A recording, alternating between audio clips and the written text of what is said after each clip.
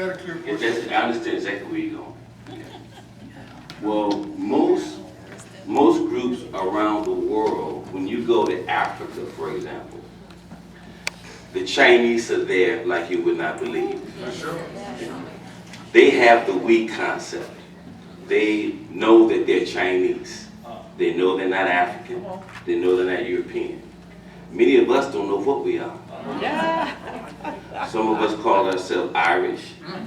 Some of us call ourselves French. Some of us we don't want to be associated. So until we have a common theme of cultural identity, because people do business along cultural lines.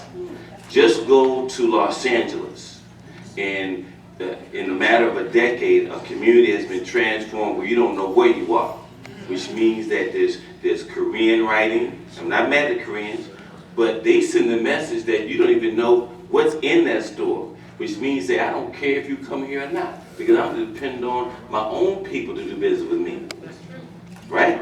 Yeah. So what happens is that because we have moved on up, we don't think we need to do business with our own.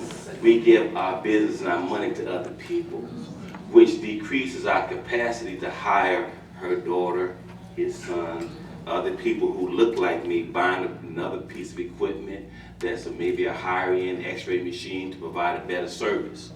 So this all healthcare disparity thing in my mind is an economic disparity issue. The health part is the manifestation of the economic disparity.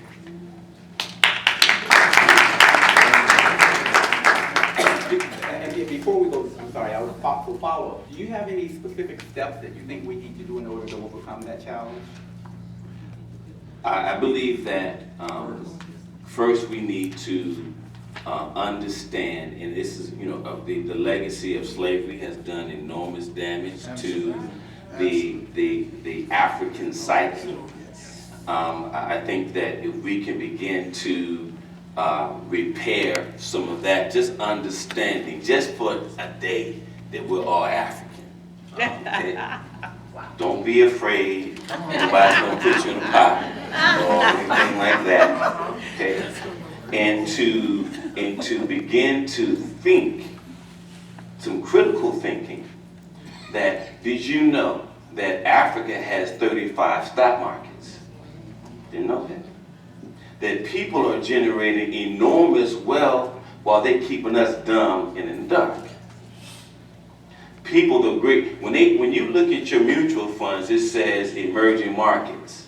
They don't even want to tell you there's Africa. Right? And one last thing.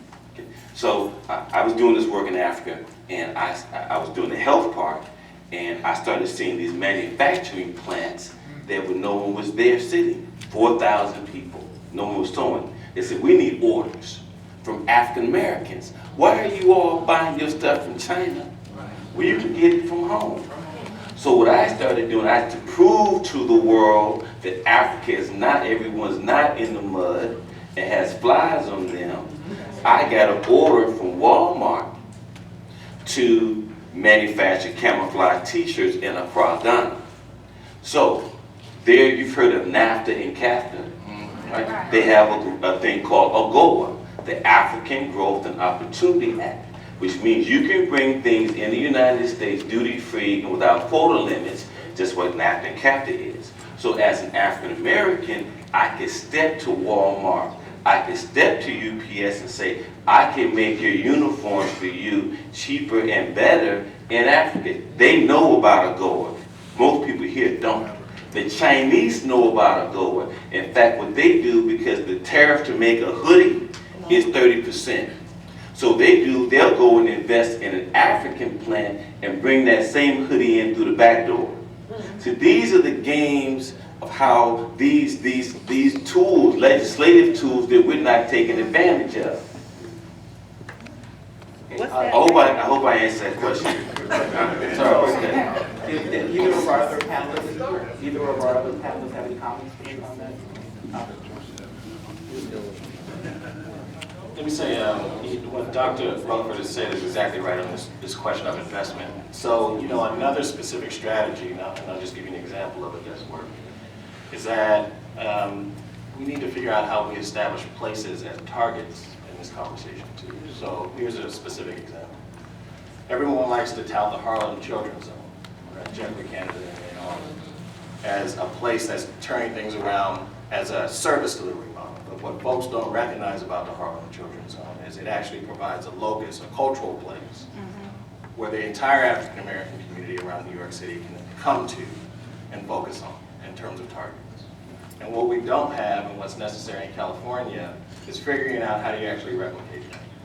So you have a place where everyone can at least culturally identify and use culture as cure in some of these investment conversations, but also in this connection conversation. Because the problem we have in California is there's a diaspora in California, right? Where South LA used to be an African American cultural hub, is not anymore. Where Oakland and East and West Oakland used to be African American cultural hubs, is not anymore. Where Richmond and all these other traditionally African American neighborhoods used to exist in those ways, we don't use them in those ways anymore. So the question is, how do we actually have something that we can tangibly and concretely recognize and identify as something that we're focusing on that benefits all of us, right? In terms of our investment, in terms of our attention, but also in terms of the way we want to empower ourselves. Just